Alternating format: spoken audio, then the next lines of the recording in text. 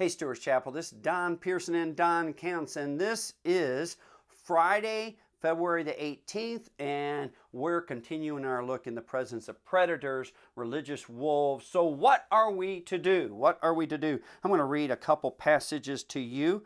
One is from, let's see, what is that passage? Matthew chapter 24, verse 23 through 25. Matthew 24, verse 23 through 25, and then I'm going to turn over to Hebrews chapter 10, verse 25.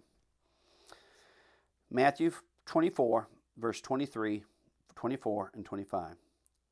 Then if anyone says to you, "Look, here is the Christ," or "There," do not believe it. For false Christs and false prophets will rise and show great signs and wonders to deceive, if possible, even the elect. See, I have told you beforehand. And then over in Hebrews chapter 10, verse 25, a familiar passage.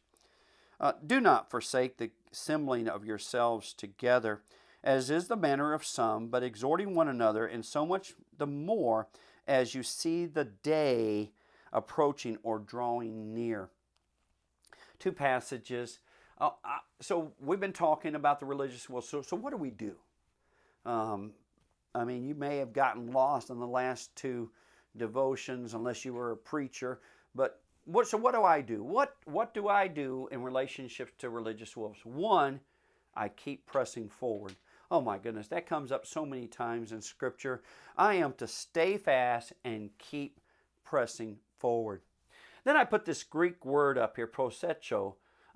We are to prosecho. That means we are to be aware. We are to be aware, and we are to be watching. We are to be aware that there are religious wolves. Remember, wolves are people. Wolves are people. They're flesh and blood. Their wolves are people. We need to be aware of them, and we need to be watching for them as we press forward. We need to examine. We need to examine and look at every spirit, every intention.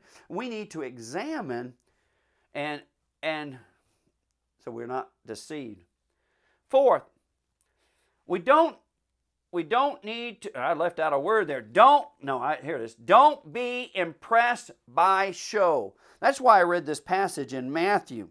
It says, for false Christs and false prophets will rise and show great signs and wonders to deceive, if possible, even the elect. Do not be impressed by show. Do not be impressed by the signs and wonders that you may see around them. Isn't it interesting? We are to examine. And you would think that by examining, when we see these signs and wonders, we would think, hey, that's proof. But he specifically tells us not to be impressed or deceived by showmanship. Fifth, we surrender ourselves with the shepherd and the sheep.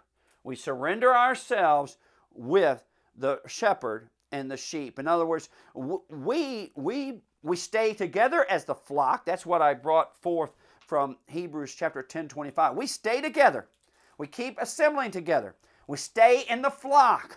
Those sheep no matter how old and how strong those sheep are, sheep do not survive alone. They don't survive alone. We stay with the flock and we stay with the shepherd. We stay with them. The shepherd will protect us. I'm not talking about this shepherd. I'm not talking about the hireling. I'm a hireling. I'm talking about the shepherd. You stay close to the shepherd and you stay close to his sheep. You stay in the flock, no wandering. You rebuke.